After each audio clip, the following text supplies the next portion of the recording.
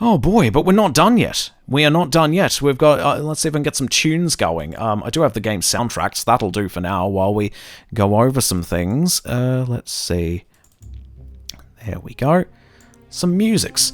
Okay, because I got my list of stuff here. We've got 2 prototypes that I'm going to maybe fiddle around in a bit, and I've got the websites to tell me what kind of weird stuff there is. But before I do that, let's go through some cut content. There's not a ton of it in the second game, but nevertheless, it does exist. So let's get our thingy going there. Oh, also there was a waifu I missed as well. Overwatch 2 new character. There we go. There we go. Kurikuru. Oh, no, I've already got that. I'm going right to that. There we go. You'll need a PS3 emulator for it. Might need to run fixes too. Oh, in that case, I probably won't end up doing that then. Not at least for the time being. So, there we go. There's another waifu. But more importantly than that, we've got some cut shit. Let's talk about that. So, apparently the final boss was meant to be Queen Zilla over here. Let's see. The Queen Zilla was to be the final boss in Medieval 2. Oh, interesting. But was eventually replaced with a big demon. The Queen Zilla was, in fact, a giant mutant Queen Victoria. She was to be controlled by Palethorn through his steam-powered aircraft and fought in the cut Parliament level, which we will be seeing, actually. Hopefully. I think I've got the right prototype for that. Queen Victoria is mentioned once in the game in a book found in the Time Machine level. That's right. Queen Victoria's name and role is based on Toho's Kaiju Godzilla. Queen Zilla. Oh, good shit. Alright, well there's that, and also more info on the Parliament level. Let's see. Parliament is a level that was cut from Medieval 2. It was intended as the battleground for fighting Queen Zilla, the original final boss of the game. The level is present and playable in Medieval 2 0.19 prototype. Let me just check. I might have that. Levels present and playable, although it seems to only feature the map with placeholder textures. I do have this one, right? When was it released? Hang on. Let's see. Creation date. 19th of the 4th. Oh, I might not have that one. Although I'm not sure. Creation time, some do. Okay, the internal NTSC build of Medieval 2 that is 101 days older than the USA Master build. Its build number is 019. Contains several playable test levels, as well as the cut Parliament level. The first life bottle is not obtained after defeating Tyrannosaurus Rex, but in the townhouse in Kensington. So Dan can return to Kensington from the inside the museum through a broken window, but only before entering the tomb. Oh, okay, yeah, that's pretty interesting. So once you've gone into the skylight in the Kensington level, you can actually go back to Kensington if you want to. The picture in the professor's room shows him and Lord Palethorn in Egypt instead of Hebrides. Oh yeah, I never read his book, did I? I should probably do that before I forget. Because Lord knows I'm going to, aren't I? I'll just make that go away. There we go. Don't know if it's in any of these prototypes, so I better launch it. Let's see. There it is. Europe. Fast boot. There we go. Kew Gardens. Good shit. Alright, let's launch that again. And speed through it. Bloody old England. There we go. And here we go. Should be able to just load the game I had before. I didn't even read his diary or go into it. Yeah, well, I mean, you know, you can completely miss it if you're not careful. So, let's have a quick peek and see what that's about. Explosions. Oh no, I have to do this again.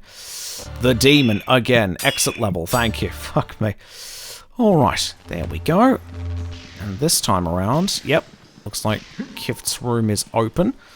Let's read his diary, why not? That could be good. There we go. We can see Palethorn and Kift in a painting in the background. The Diary of Professor Hamilton Kift, January 10th, 1878. So, 10 years ago. This morning, an unexpected caller presented himself at my door. It was none other than Lord Palethorn. I hadn't seen him since his expulsion from the Magic Circle the previous month, and quite frankly, I had hoped to never see the fellow again. The embarrassing details of that incident I recounted in my journal for 1877. Far from being contrite or ashamed, he seemed rather bullish for a man ostracized for abusing his wand. Straight away, he asked me to accompany him on a trip to the north, where I said I would do no such thing. He laughed and began to tell me of the unique opportunity he was offering. Very quickly explained that he had found the last resting place of certain pages of the Zarok spellbook. He even had a map, and this was where I came in. He needed a translator, for despite his outward manner, I fear he is not possessed of too great an education, and with my knowledge of ancient texts, I was just the man for him. This astonishing news confounded me. He left giving me until dawn to reach a decision. January 11th. I have thought long and hard about this proposition, and although I am unsure of the man, the chance to find the legendary spellbook is too great an allure. I agreed to the proposal. We set forth a week today, travelling to the remote Hebrides. Or Hebrides? I have no idea. NB, remind cook to pack ointment. January 17th, I find myself in the Bonnie Prince Charlie, a coastal inn some 80 miles west of Inverness. Tomorrow we set sail for the Hebrides. The weather forecast is bad, and I look from my window across the sea. A great foreboding steals upon me, as real as the storm clouds themselves, that at this very moment roll in from the east, boiling the stars from the sky. Or blotting the stars from the sky, rather.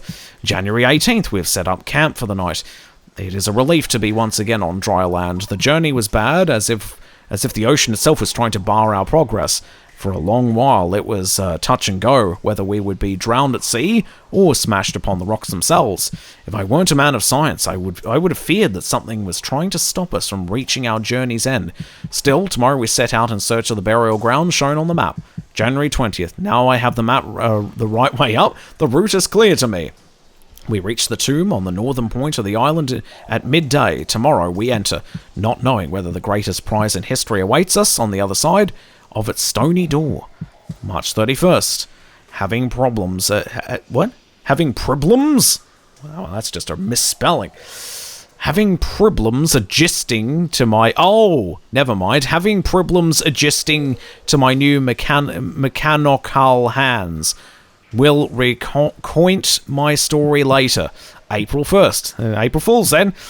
Hands fully functional. It is indeed fitting that today is All Fool's Day as I begin to recount the final stage of our ill-fated trip. My memories of the time are now thankfully vague, and I have difficulty separating the real from the imaginings of a fevered-racked brain. We entered the tomb and discovered the spellbook. I'm sure of that. Whoever sealed the book in this resting place must have meant for it to remain there for all eternity, for no sooner had Palethorn placed his hands upon it, the room began to collapse. The last thing I remember clearly is Palethorn pushing me aside as the great tomb door began to lower. I scrambled for the exit too late. The door was sliding shut, trapping me in the darkness, my hands crushed beyond repair. The next 2 weeks are but a fevered dream. How long I crawled in the darkness, or how I escaped, I do not know. I am reliably informed I was spotted at the water's edge by local fishermen and transported back to Inverness to recover from my grievous injuries.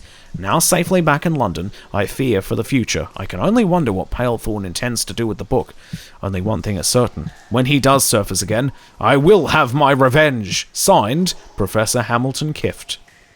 Jeez, what a story, Mark. Look at his other paintings too. He's got a steam train. He's got another.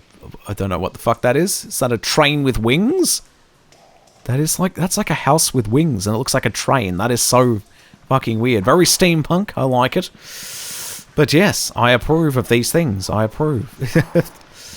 Good shit. Oh, where is Kia? Where's waifu at? She dead again? Probably. Oh dear. Let us quit the game. Should I talk about Fate's Arrow or do the betas first? Let's go with Fate's Arrow, because I you know, I'm probably going to forget, and going through the betas is probably not going to take that much time anyway.